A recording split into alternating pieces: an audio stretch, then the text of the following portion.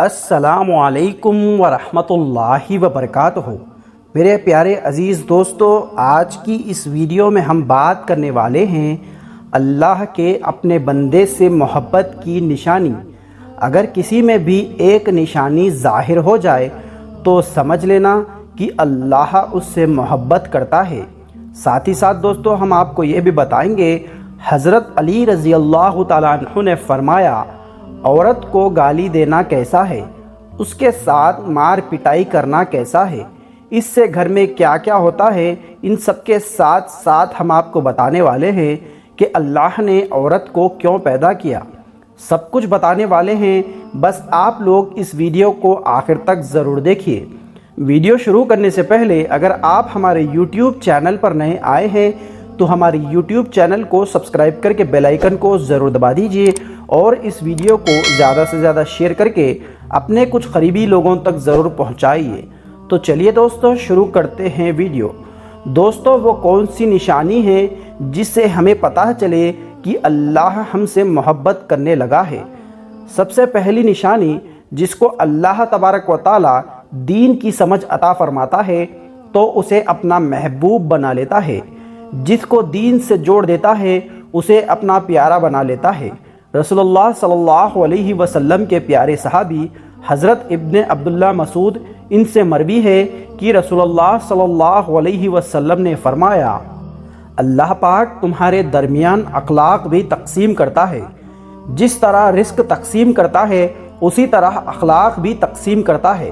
اللہ دنیا اس کو دیتا ہے جو اللہ کا پیارا ہو یا نہ ہو، لیکن اللہ پاک دین کی سمجھ صرف اسے دیتا ہے جو اللہ کا محبوب ہوتا ہے۔ عبادت کی محبت، قرآن کی محبت، اللہ کے ذکر سے محبت، اللہ کے رسول صلی اللہ علیہ وسلم پر درود پاک بھیجنے کا شوق، یہ وہ چیزیں ہیں جو اس بات کی نشانی ہے اللہ نے بہت پیارا بنا لیا ہے۔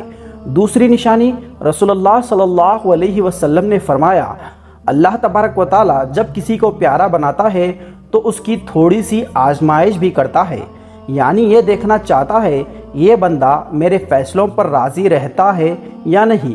جو راضی ہو جائے اللہ پاک اسے دنیا میں بھی راضی کرتا ہے اور آخرت میں بھی راضی کرے گا، اور جو اس وقت بوکھلاہٹ کا شکار ہو جائے اور کہنے لگے کہ یہ کیا ہو گیا ہے میرے ساتھ، میں تو نماز بھی پڑھتا ہوں، قرآن پاک کی تلاوت بھی کرتا ہوں، پھر مجھے سر درد کیوں ہو رہا ہے، بخار کیوں آ رہی ہے، میں تو دین کا کاربن ہوں، پھر مجھے ایسا کیوں فکر ہو رہی ہے؟ ایسا نہیں کہنا چاہیے۔ حضرت بلال حبشی سے کسی نے پوچھا، آپ بڑی توحید کی باتیں کرتے ہو تو آپ کو اتنی بری طرح سے مار کیوں پڑی ہے؟ تو حضرت بلال حبشی رضی اللہ تعالیٰ عنہ نے فرمایا، تم بھی تو بازار جا کر برتن خریدنے سے پہلے اسے بجا کر دیکھتے ہو کہ مٹی صحیح طریقے سے لگی ہے یا نہیں، تو بس اللہ نے مجھے بھی آزمایا تھا۔ اس کے بعد یہی وہ غلام تھا جس کا رنگ بھی کالا تھا، موٹے موٹے ہونٹ تھے، جس کے بارے میں اللہ کے پیارے نبی حضور صلی اللہ علیہ وسلم فرماتے ہیں، جب میں جنت میں جا رہا تھا، جب مجھے معراج ہوئی تو آگے آگے چلنے کی کسی کی آہٹ سنائی دے رہی تھی۔ میں نے جبرائیل علیہ السلام سے پوچھا، یہ کون ہے؟ جواب ملا کہ یہ بلال حبشی رضی اللہ تعالیٰ عنہ ہے جو آپ کے آگے آگے چل رہے ہیں۔ حضور صلی اللہ علیہ وسلم جب واپس آ گئے تو حضرت بلال حبشی سے پوچھا، تم کون سا عمل کرتے ہو، کون سا کام کرتے ہو؟ تو حضرت بلال حبشی رضی اللہ تعالی عنہ نے فرمایا، یا رسول اللہ صلی اللہ علیہ وسلم، آپ ہی نے تو بتایا تھا۔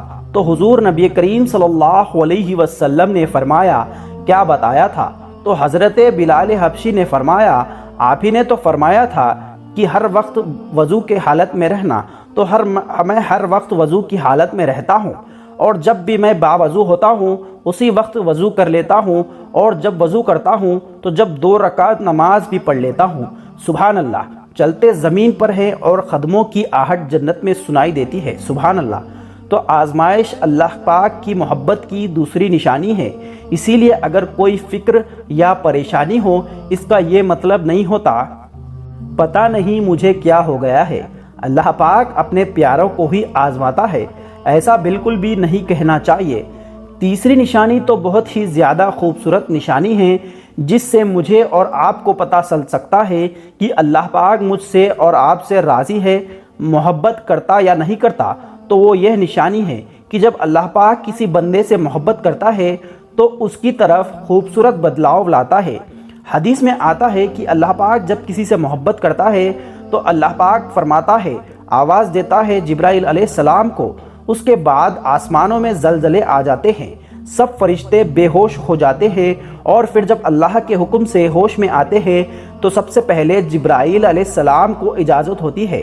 جبرائیل علیہ السلام کہتے ہیں کہ ہمارے رب نے کیا فرمایا ہے، اور اس کے بعد خود ہی کہتے ہیں اللہ نے جو بھی فرمایا ہوگا وہ حق فرمایا ہوگا۔ پھر اللہ تبارک و تعالیٰ فرماتا ہے، جبرائیل آج میں نے اس بندے کو اپنا محبوب بنا لیا ہے، تم بھی اسے اپنا محبوب بناؤ۔ جبرائیل علیہ السلام بھی اس بندے سے محبت کرنے لگتے ہیں۔ پھر جبرائیل علیہ السلام کو حکم ہوتا ہے کہ آسمان کے تمام فرشتوں کو خبر دے دو کہ یہ اللہ تبارک و تعالیٰ کا پیارا بن گیا ہے۔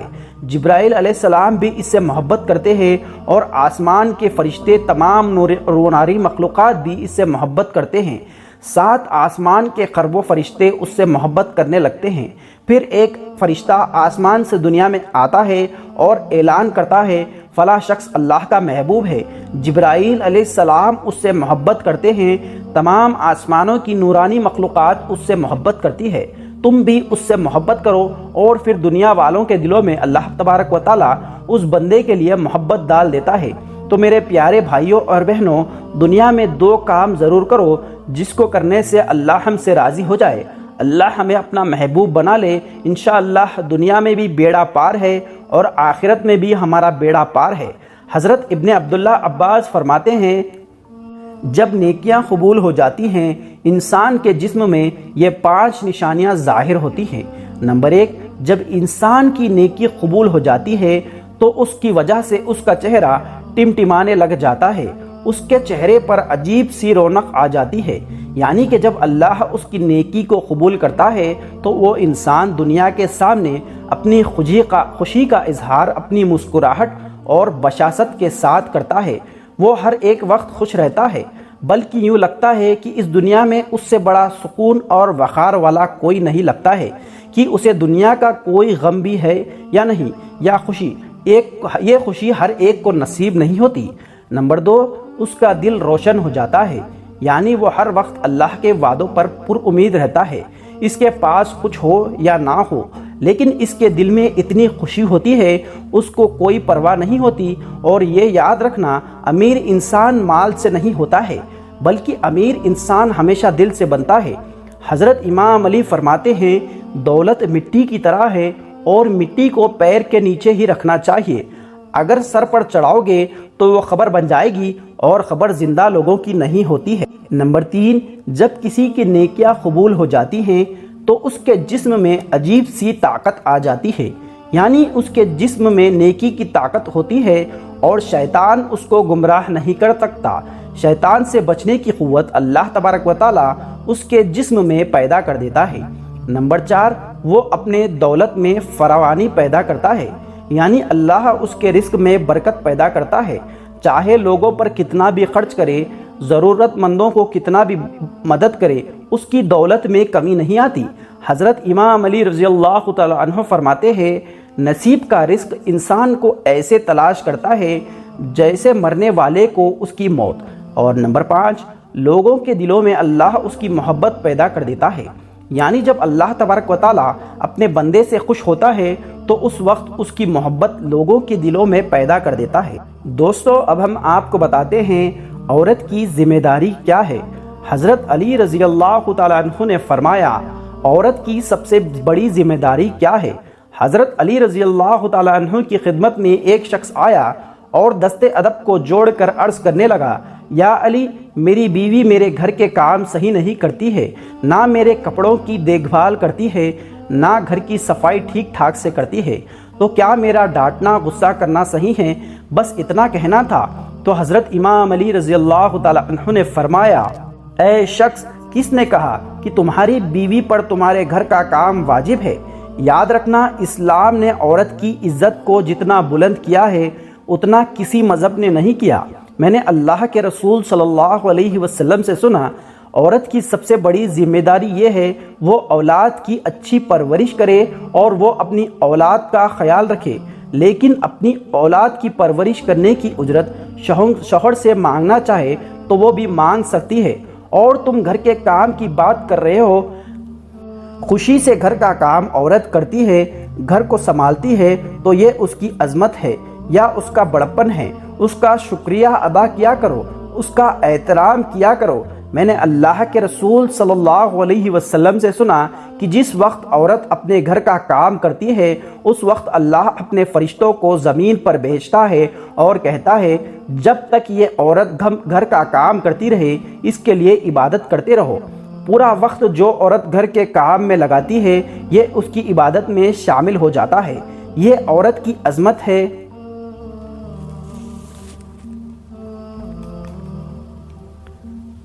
وہ تو تمہارے گھر کو جنت بناتی ہے، تمہارے بچوں کو عظیم بناتی ہے، لیکن کوئی عورت پر ظلم کرے اور بار بار گھر کے کام کی وجہ سے ٹوکتا رہے، اس پر ظلم کرتا رہے تو روز محشر میں اللہ اس انسان کو گدھے کی شکل میں اٹھائے گا اور دوزخ کے ایک دروازے کو ان لوگوں کے لیے کھولا جائے گا اور یہ کہا جائے گا کہ یہ وہ انسان ہیں جنہوں نے اپنی عورت پر ظلم کیا، ان کو حقیر سمجھا، ان کو غلام سمجھا۔ دوستو اب ہم آپ کو بتاتے ہیں حضرت علی رضی اللہ تعالی عنہ نے فرمایا گھر میں عورت کا رونا کیسا ہے، عورت پر ظلم کرنے کی کیا سزا ہے۔ دوستو حضرت علی رضی اللہ تعالی عنہ راستے سے گزر رہے تھے تو دیکھا کہ ایک شخص اپنی بیوی پر ظلم کر رہا تھا، تشدد کر رہا تھا۔ حضرت علی رضی اللہ تعالی عنہ ان کی قریب گئے اور فرمانے لگے اے شخص اللہ سے ڈرو، تمہاری مفلسی، پریشانی اور رزق میں تنگی کا سبب یہ ہے تمہاری بیوی تمہارے ہی ظلم کے وقت تمہارے ہی گھر میں روتی ہے۔ میں نے اللہ کے رسول صلی اللہ علیہ وسلم سے سنا کہ جس گھر میں عورتیں روتی ہیں اس گھر میں رزق کے فرشتے نہیں آتے اور یوں اس گھر میں رہنے والے مرد کے رزق کی تنگی ہونے لگتی ہے اور یوں وہ مفلسی اور پریشانی میں گرفتار ہو جاتا ہے۔ یاد رکھنا اللہ نے اولاد مرد کی تقدیر اور مرد عورت کی تقدیر میں لکھی ہوئی ہے۔ اگر تم یہ چاہتے ہو تمہارے رزق میں فراوانی ہو، عزت، شہرت، دولت دن بدن بڑھتی جائے تو اپنے گھروں میں اپنی عورتوں کا خیال رکھو، انہیں خوش رکھو۔ اللہ کے فضل و کرم سے تم عزت، شہرت، دولت میں فراوانی پاؤ گے۔ دوستو اسی طرح اور ایک واقعہ ہے، ایک مرتبہ حضرت علی رضی اللہ تعالیٰ عنہ راستے سے گزر رہے تھے۔ آپ نے دیکھا ایک شخص عورت پر ظلم کر رہا تھا، اس کی توہین کر رہا تھا۔ حضرت علی رضی اللہ تعالیٰ عنہ ان کے قریب گئے اور فرمانے لگے اے شخص یاد رکھنا اللہ نے مرد کو طاقتور اس لیے بنایا ہے تاکہ وہ عورت کی حفاظت کر سکے، نہ کہ عورت پر ظلم کر سکے۔ میں نے نبی کریم صلی اللہ علیہ وسلم سے سنا جو مرد اپنی عورت پر ظلم کرتا ہے تو اللہ تبارک و تعالیٰ اس پر لعنت بھیجتا ہے۔ تو اس نے کہا یا علی یہ میرے نکاح میں ہے، میں اسے جو بات کہتا ہوں یہ میری وہ بات نہیں مانتی ہے۔